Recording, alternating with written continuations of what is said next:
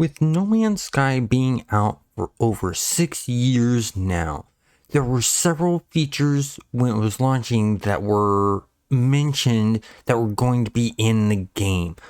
I'm Controlled Chaos, and in this video I want to talk about some of those features that didn't quite make it into the game, why, and what the possibility of them are. Let's go ahead and get started. First off, landing on asteroids. Watch this interview part right here. Can you land on a comet? Yeah, at the moment you can land on asteroids. Now, with that, you can see Sean Murray said we can, in the game right now, launch on asteroids.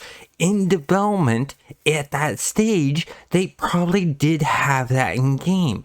But as they added in some of the other features, it might have gotten laggy and caused some problems. They had to maybe pull something out, and the best thing that they could find to pull out that needed to be pulled out was landing on asteroids, because it was causing issues with the game. So that was probably a call for them to make, and honestly, as a game designer and developer, I would say that's the right call, because there's no real reason to land on asteroids right now. Later on, they can add that feature back in, given that there's a reason to do so, and it would be cool to have. The next feature I want to talk about is somewhat in the game, but not fully, and that is destroying space stations and fleets. Now, you're saying to me, Controlled Chaos, that's already in the game. They add that in Interceptors. You can destroy the Sentinel freighters. Yes, that is true. The reason I put this in here is because of this video right here. If you do something of significance, maybe you take out a space station or a fleet or, something like that. Now, with that being said, you can destroy the Sentinel freighters right now, but not the regular ones. You can only blow up the capsules that hold the goods. So once they implement in destroying regular freighters, which I think would be really cool to be done, and I'm pretty sure they're going to do hopefully soon, considering they did it with the Sentinel ones. The space station ones, that's a questionable thing, because if you're playing with friends and you destroy a space station, they load up and see that that space station's been destroyed. How does that carry over to your friend's game when they're not playing with you? Things like that, that they have to really sort of figure out how that saved data is going to carry over, and if it will, that kind of feature type thing. Plus, you might not want to have that station destroyed, but it could be also that they're working on making it so that you can build your own space stations and own space stations, and so destroying space stations will allow you to build a space station, and things like that is where I'm thinking they might be holding off on putting this feature in.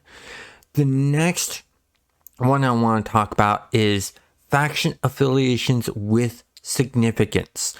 Yes, there are factions in the game, and the fact that you have the Miners Guild, you have the Gex, things like that, but there's no real significance to it. Watch this video right here. Some are kind of combative, right? And depending on how I'm playing, I might want to kind of make an allegiance with one or other, So for instance, I might be a trader, and so I'll favor a trading race, get tech from them, that kind of thing.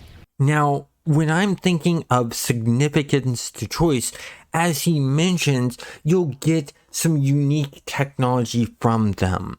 Or I'm also thinking of, if you upset the Miners Guild or Trades Guild, they just won't work with you at all, or they may attack you. Same with Gex. If you greatly offend the Gex, right now it's only set to where, you can't take a mission for them. There's no real big penalty of they won't trade with you, or they'll give you really bad prices, or they'll attack you on sight, or they'll run away from you type of effects. I really like to see that in the game. I think that would really add that significance to faction affiliations and growing the factions that you want. The next one is large scale joinable space battles between factions. Watch this video here. Choices. Like here, we're at the boundary between two warring factions. I could join in, I could take sides.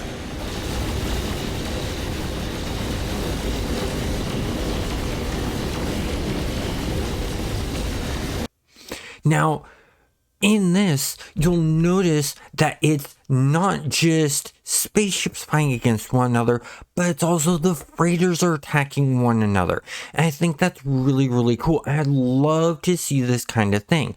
We do have the one where you jump in and you see the pirates attacking a freighter, and that's nice. But I'd really like it for you to see two freighter groups fighting one another with the spaceships, and that being a long drawn out battle that you're in, and you choosing which side you're going to help out with. And that's very easy by just attacking one of the freighters or one of the spaceships that are in the battle, and that determines right off the bat who your enemy is. Or you could attack both and make the whole entire thing all of them against you, which would make that really, really hard, but really, really fun.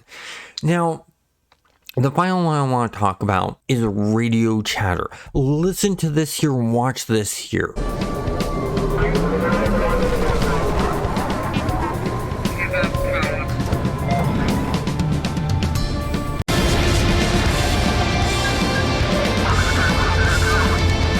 As you can see, you're hearing radio chatter as you're landing on the trading outpost, as you're getting closer to a space station.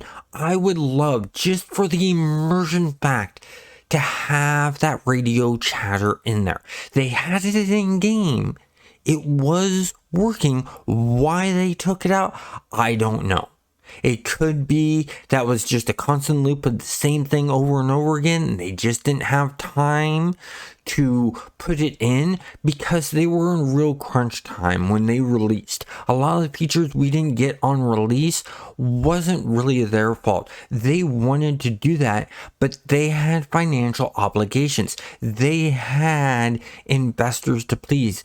They had publishers that they'd signed contracts with to get things done, and so at a certain time, so they needed to get that stuff done. They needed to release the game so that the publishers and their backers could get their money back.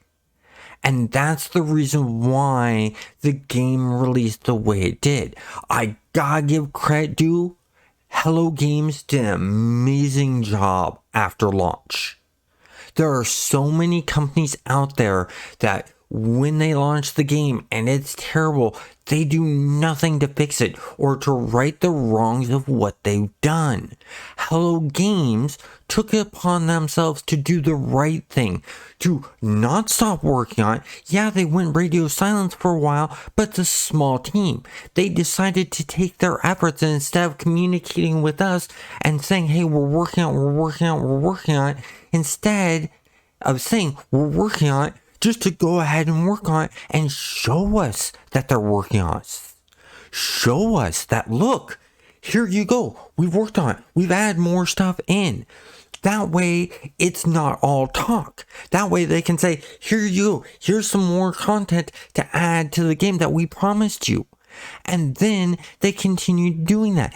They still, to this day, the Interceptor update shows that they're adding in content that they promised by being able to destroy Sentinel frigates.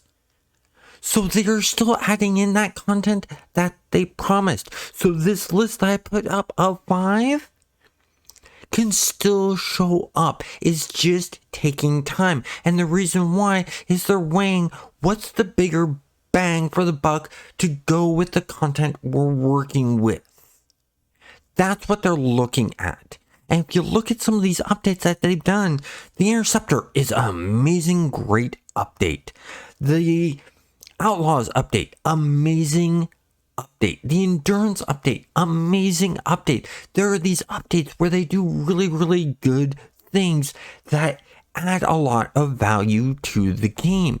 Then there's other updates that they do where they added in the Switch. Yeah, that doesn't affect us current players, but it affects No Man's Sky in a big way because it allows them to sell to another demographic. And that brings in fresh money for them to continue doing these updates and not charge us anything. Which, Hello Games, if you're watching this, thank you for doing that. You're one of the few companies that does that. You give us extra content at no extra charge. We paid the sticker price for the game and we got what we asked for. It may not have been right away, but we got what we asked for and even more. So thank you so much. Tell me what you guys think of this list and what you would like to see from this list added in. Me personally, I would like to see the large scale joinable battles between factions. That's what I'd love to see in the game. You guys have a great night.